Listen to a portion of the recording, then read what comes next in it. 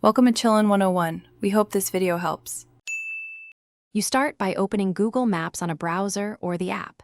You need location enabled and, if on mobile, set high-accuracy GPS so pins align properly. Once done, sign into your Google account to keep searches and saved markers.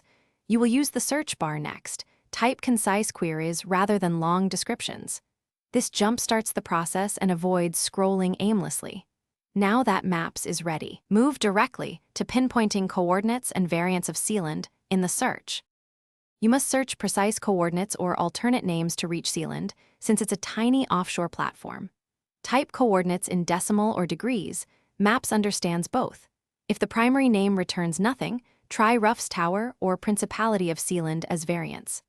Once a tentative marker appears, switch to satellite view and zoom high, because standard map tiles may omit small structures.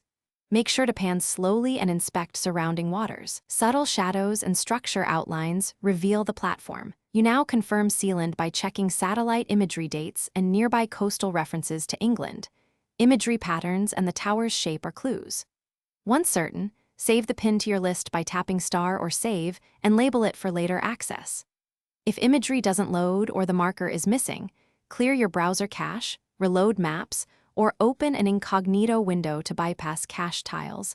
Alternatively, try a different device or browser. That troubleshooting step resolves most display issues and gets you back to the saved location quickly.